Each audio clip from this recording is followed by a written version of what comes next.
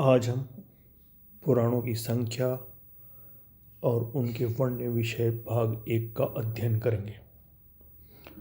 पुराण और उपपुराण के नाम से दो प्रकार के पौराणिक ग्रंथ हैं। देवी भागवत में पुराणों के आद्य अक्षर के अनुसार 18 प्रकार के कहे गए हैं। मकार आदि से 2, मत्स्य तथा मार्कंडेय पुराण। भकार आदि से 2, भागवत तथा भविष्य। ब्र अक्षर से 3, ब्रह्म, ब्रह्म वैवर्त तथा ब्रह्मांड पुराण। व अक्षर से 4, वामन, विष्णु, वायु तथा वराह पुराण। ना, पद्म, लिंग, ग, क, स्क के अनुसार अग्नि, नारद, पद्म, लिंग, गरुड़, कूर्म तथा स्कंद पुराण। मद्वयम भद्वयम चैव प्रत्रायम व चतुष्टयम अनापत लिंग कूस्कानि पुराणानि पृथक पृथक। विष्णु तथा भागवत में एक विशेष क्रम से ये ही नाम प्राप्त होते हैं: ब्रह्म, पद्म, विष्णु, शिव, भागवत, नारदीय, मार्कंडेय, अग्नि, भविष्य, ब्रह्म वैवर्त, लिंग, वराह, स्कंद, वामन, कूर्म, मत्स्य, गरुड़ तथा ब्रह्मांड पुराण। पुराण शब्द का अर्थ है प्राचीन कथा। पुराण विश्व साहित्य के प्राचीनतम ग्रंथ हैं। उनमें लिखित ज्ञान और नैतिकता की बातें आज भी प्रासंगिक, अमूल्य तथा मानव सभ्यता की आधारशिला है। वेदों की भाषा तथा शैली कठिन है। पुराण उसी ज्ञान के सहज तथा रोचक संस्करण है। उनमें जटिल तथ्यों को कथाओं के माध्यम से समझाया गया है।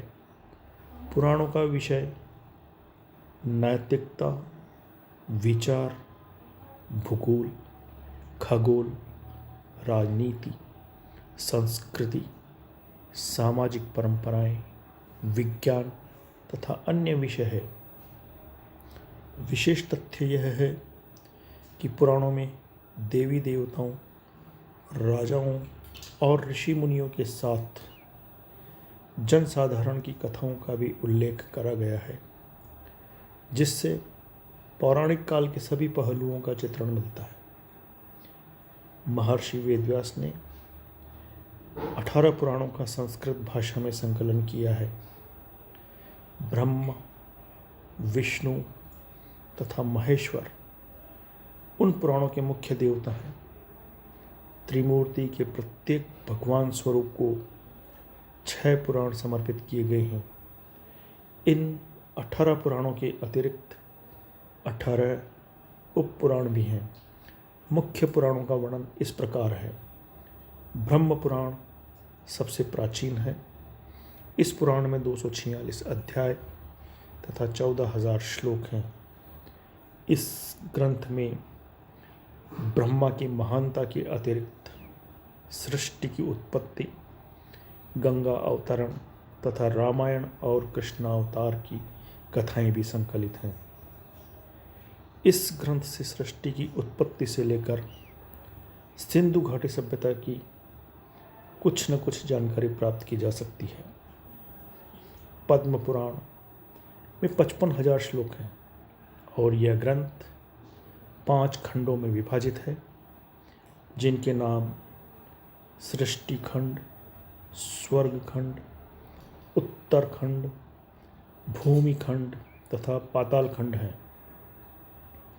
इस ग्रंथ में पृथ्वी, आकाश तथा नक्षत्रों की उत्पत्ति के बारे में उल्लेख किया गया है। 4 प्रकार से जीवों की उत्पत्ति होती है, जिन्हें उद्भिज, स्वेदज, अंडज तथा जरायुज की श्रेणी में रखा गया है। यह वर्गीकरण पूर्णतः वैज्ञानिक है। भारत के सभी पर्वतों तथा नदियों के बारे में भी विस्तारित वर्णन है। इस पुराण में शकुंतला दुष्यंत से लेकर भगवान राम तक के कई पूर्वजों का इतिहास है। शकुंतला दुष्यंत के पुत्र भरत के नाम से हमारे देश का नाम जम्बू द्वीप से भरतखंड और तत्पश्चात भारत पड़ा था। विष्णु पुराण में 6 अंश तथा 23,000 श्लोक हैं। इस ग्रंथ में भगवान विष्णु, बालक ध्रुव तथा कृष्णावतार की कथाएं संकलित है। इसके अतिरिक्त सम्राट पृथु की कथा भी शामिल है, जिसके कारण हमारी धरती का नाम पृथ्वी पड़ा था। इस पुराण में सूर्यवंशी तथा चंद्रवंशी राजाओं का इतिहास है। भारत की राष्ट्रीय पहचान सदियों पुरानी है, जिसका प्रमाण विष्णु पुराण के निम्नलिखित श्लोक में मिलता है। उत्तरम यत् समुद्रस्य हिमाद्रश्चैव दक्षिणम वर्षम तद्भारतम नाम भारती यत्र संतति। साधारण शब्दों में इसका अर्थ है कि वह भौगोलिक क्षेत्र जो उत्तर में हिमालय तथा दक्षिण में सागर से घिरा हुआ है, भारत देश है तथा उसमें निवास करने वाले सभी जन भारत देश की ही संतान हैं। भारत देश और भारतवासियों की इससे स्पष्ट पहचान और क्या हो सकती है। विष्णु पुराण वास्तव में एक ऐतिहासिक ग्रंथ है। शिव पुराण में 24,000 श्लोक हैं तथा यह 7 संहिताओं में विभाजित है। इस ग्रंथ में भगवान शिव की महानता तथा उनसे संबंधित घटनाओं को दर्शाया गया है। इस ग्रंथ को वायु पुराण भी कहते हैं। इसमें कैलाश पर्वत, शिवलिंग तथा रुद्राक्ष का वर्णन है और महत्व, सप्ताह के दिनों के नामों की रचना, प्रजापतियों तथा काम पर विजय पाने के संबंध में वर्णन किया गया है। सप्ताह के दिनों के नाम हमारे सौर मंडल के ग्रहों पर आधारित है और आज भी लगभग समस्त विश्व में प्रयोग किए जाते हैं।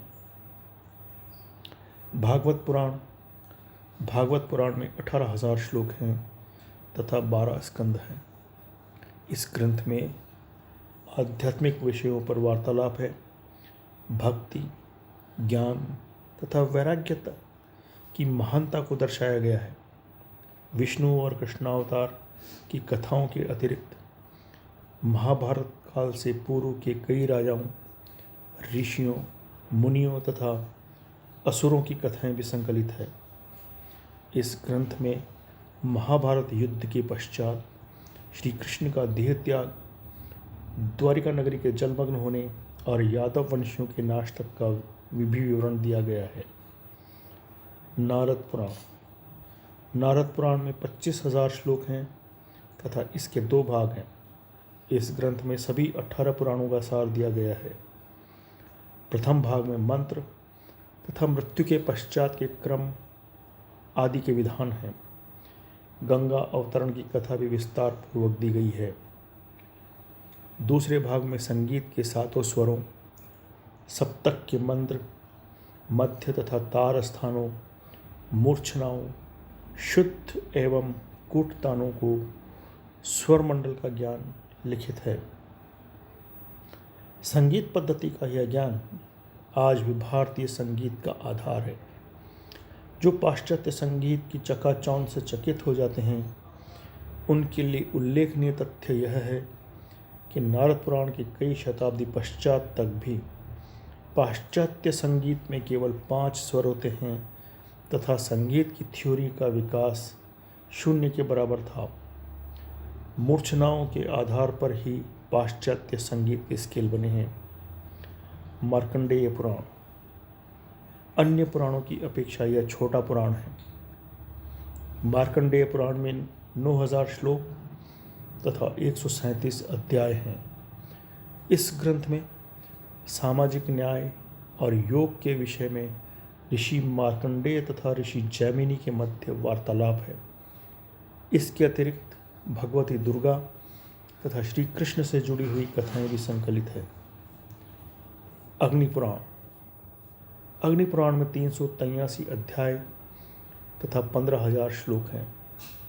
इस पुराण को भारतीय संस्कृति का ज्ञान कोश कह सकते हैं। इस ग्रंथ में मत्स्यावतार, रामायण तथा महाभारत की संक्षिप्त कथाएं भी संकलित है। इसके अतिरिक्त कई विषयों पर वार्तालाप है, जिनमें धनुर्वेद, गंधर्ववेद तथा आयुर्वेद मुख्य हैं।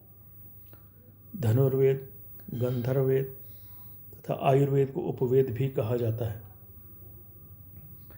भविष्य पुराण में 129 अध्याय तथा 28,000 श्लोक हैं। इस ग्रंथ में सूर्य का महत्व, वर्ष के 12 महीनों का निर्माण, भारत के सामाजिक, धार्मिक तथा शैक्षिक विधानों आदि कई विषयों पर वार्तालाप है।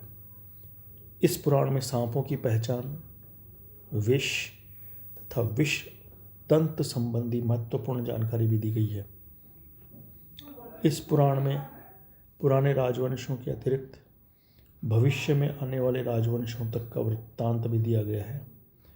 इस प्रकार भाग 1 के अंतर्गत हम यहीं तक चर्चा करेंगे। आगे की पुराणों की चर्चा हम भाग 2 में करेंगे। धन्यवाद।